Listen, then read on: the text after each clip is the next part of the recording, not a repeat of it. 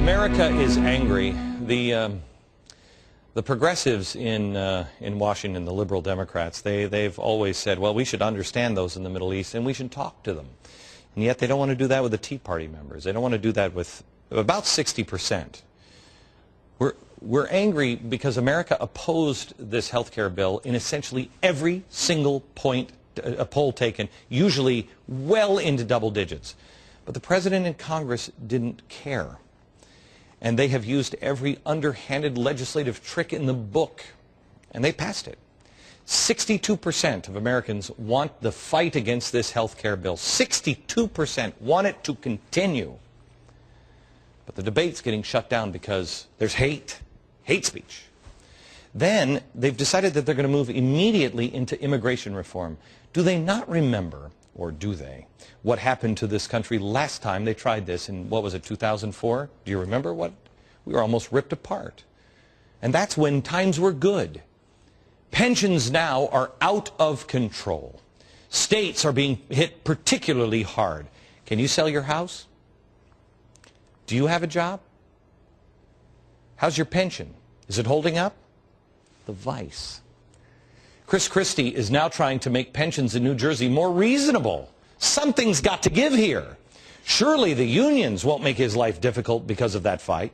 California not only can't pay for its pensions, it can't pay its responsibility back to the taxpayers. It can't pay for its prisoners.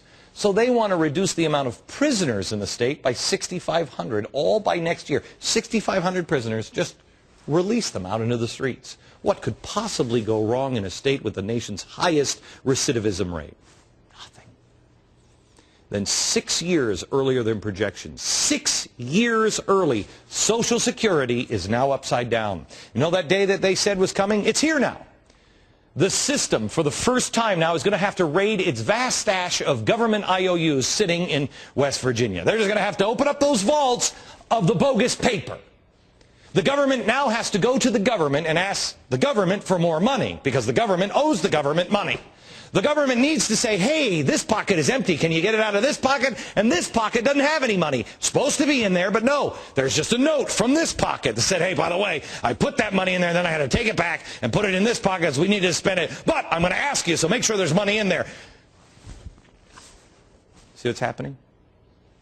So what are they going to do? They're going to go out and they're going to run up more government debt and pay it back to this pocket so they can put it into this pocket, with a reminder that this pocket has to pay this pocket back so they can pay the Chinese back. Yeah, this is sustainable. This is nuts. And they call the Tea Party goers insane? At the same time this is happening, there's another story. The Middle East is on fire. We've just kicked dirt into the Prime Minister of Israel's eyes, while the Saudis have arrested over 100 terrorists now looking to blow up their energy facilities. What would that do? That would drive the price of oil sky high. Hey, how would you like to add $6 a gallon gasoline on? How'd that be for you? Our leadership now is continuing to push for a cap-and-trade bill, which will raise our energy prices and, of course, limit our own oil production. So let me see if I have this right. If the Saudi oil fields don't burn down to the ground, if they catch all the terrorists and nothing ever happens there, we can be dependent on them. But we're going to dry up all of our oil anyway because we're going to have a big cap and trade. We're not going to be able to go for that. What are they doing to us? What are they doing? We must be independent. These pressures keep building, and the vice gets tighter and tighter and tighter. I was going to say easy. They are not easy long-term principles. But there are long-term principles that will solve these issues. We have talked about them at length many times. We're going to talk about them in the next few weeks. I'm going to solve some of these things, and I'm telling you, you don't have to agree with my answer, but you've got to be behind something that makes sense.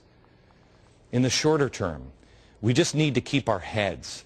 We need to fight hard within the rules and pray. Get down on your knees and pray. Pray. It's September 11th all over again, except we didn't have the collapsing buildings. But we need God more than ever. Gandhi said, use truth as an anvil, and a hammer, nonviolence. And you just keep pounding on that with nonviolence. And you reject anything that doesn't make sense. We can beat the issues that lie ahead of us. We can do it. But the situation is only made more difficult when our own leadership, our own Congress, our own president is not telling us the truth, and for political reasons are tightening that vice.